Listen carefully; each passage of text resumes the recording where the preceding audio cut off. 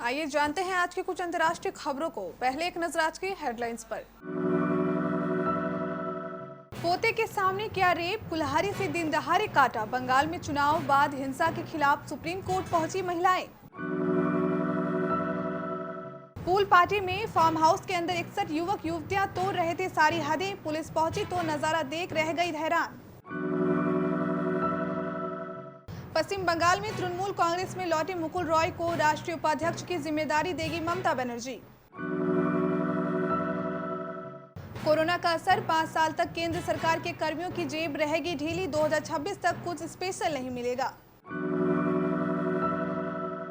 संजय राउत का बीजेपी पर आरोप, कहा महाराष्ट्र की पूर्व सत्ता में शिवसेना के साथ होता था गुलामों सा व्यवहार। दिल्ली में टीआरएस के पूर्व मंत्री ई राजेंद्र ने भाजपा का थामा दामन, मुख्यमंत्री से चल रहे थे नाराज।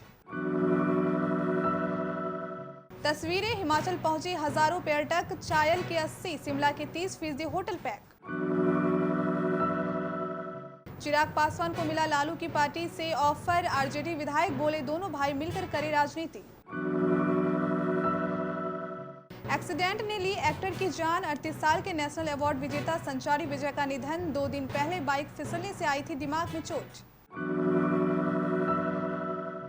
WTC फाइनल से पहले जबरदस्त फॉर्म में दिखे जडेजा, इंट्रा स्काइड मैच में जड़ी ताबड़तोड़ 50। पश्चिम बंगाल में चुनाव के बाद हुई हिंसा को लेकर कई महिलाओं ने सुप्रीम कोर्ट का रुख किया है और खुद पर हुई ज्यादतियों के बारे में बताते हुए एसआईटी जांच की मांग की है। एक मीडिया रिपोर्ट के मुताबिक इनमें से एक 60 वर्षीय महिला ने बताया कि कैसे उसके घर में 4 मई की रात को टीएमसी के कार्यकर्ता जबरन घुस आए थे और उसके पोते के सामने ही उससे रेप किया। यही नहीं, महिला ने टीएमसी कार्यकर्ताओं पर घर में लूट का भी आरोप लगाया है।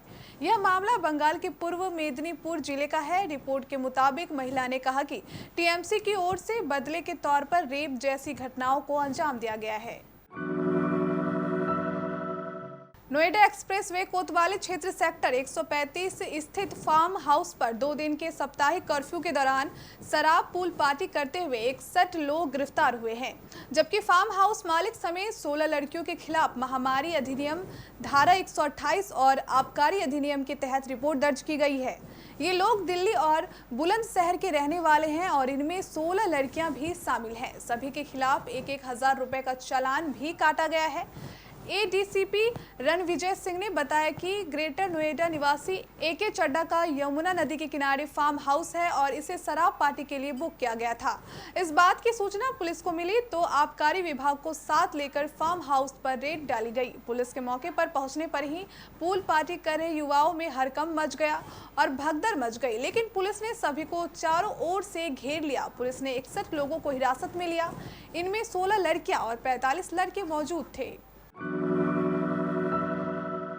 पश्चिम बंगाल में हाल ही में बीजेपी छोड़कर तृणमूल कांग्रेस पार्टी ज्वाइन करने वाले मुकुल रॉय को टीएमसी में बड़ी जिम्मेदारी मिल सकती है। सूत्रों की माने तो मुकुल रॉय को टीएमसी का राष्ट्रीय उपाध्यक्ष नियुक्त किया जा सकता है।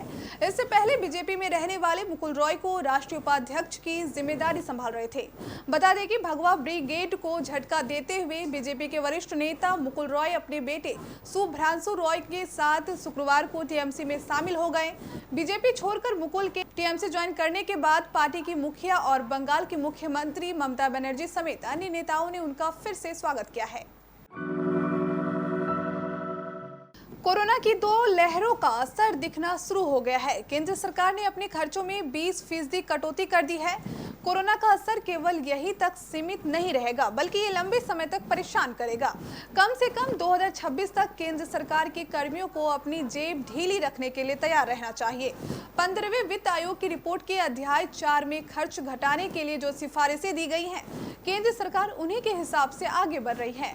मुद्रास्फीति का परिदृश्य 2026 तक सहज हो पाएगा। इस अवधि में किसी अन्य वेतन आयोग की अनुशंसा या पेंशन एवं वेतन में सामान्य महंगाई भत्ता और वेतन वृद्धि को छोड़कर भारी बढ़ोतरी होने की उम्मीद नहीं की जा सकती है, यानी कुछ स्पेशल नहीं मिलेगा। शिवसेना सांसद संजय राउत ने रविवार को भारतीय जनता पार्टी पर अनेक आरोप लगाए। उन्होंने कहा कि राज्य की पूर्व भाजपा सरकार ने शिवसेना के साथ काफी खराब व्यवहार किया और ऐसे फैसले के लिए ताकि यह पार्टी राजनीतिक तौर पर अपना अस्तित्व खो दे। जलगांव में पार्टी कार्यकर्ताओं को संबोधित करते हुए संजय राउत ने कहा, पिछले 5 साल तक सत्ता में शिवसेना थी, लेकिन इस दौरान हर गाँव से शिवसेना की मौजूदगी को मिटा देने का भरकस प्रयास किया गया।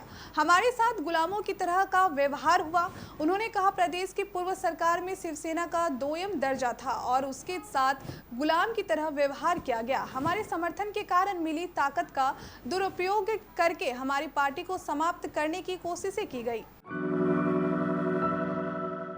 तेलंगाना राष्ट्र समिति के वरिष्ठ नेता और तेलंगाना के पूर्व स्वास्थ्य मंत्री ई राजेंद्र ने भाजपा का दामन थाम लिया। सूत्रों से मिली जानकारी के मुताबिक मंत्रिमंडल से बाहर करने के बाद राजेंद्र पिछले कुछ समय से मुख्यमंत्री से नाराज चल रहे थे।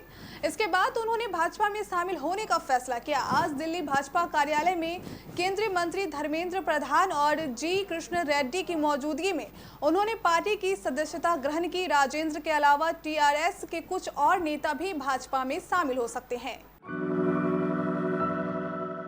कोविड की नेगेटिव रिपोर्ट लेकर आने की अनिवार्यता खत्म होने से एक दिन पहले ही रविवार को हजारों सैलानियों ने हिमाचल का रुख किया। वीकेंड पर सोलन का चायल में 80, शिमला और डलहौजी में 30% होटल पैक हो गए हैं।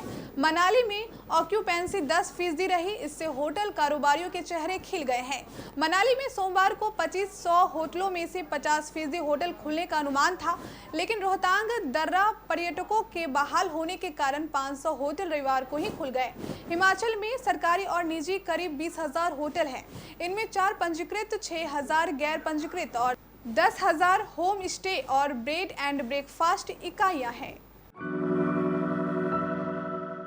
लोक जनशक्ति पार्टी की टूट देश की राजनीति में चर्चा का विषय बनी है। लोजपा के 5 सांसद पशुपति कुमार पारस, चौधरी महबूब अली केशर, वीणा देवी, चंदन सिंह और प्रिंस राज ने चिराग के चाचा पशुपति कुमार पारस को अपना नेता चुन लिया है। ऐसे में सवाल ये बन गया है कि लोजपा के राष्ट्रीय अध्यक्ष चिराग पासवान का अब क्या होगा। सियासी गलियारे में चर्चाओं के बीच चिराग पासवान को लालू यादव की पार्टी राष्ट्रीय जनता दल से, पटना की मनेर विधानसभा से राष्ट्रीय जनता दल के विधायक भाई वीरेंद्र ने बड़ा बयान दिया है। लोजपा में टूट की खबरों के बीच मनेर विधायक ने कहा कि अगर जमुई से सांसद चिराग पासवान चाहे तो उनका राजद में स्वागत है।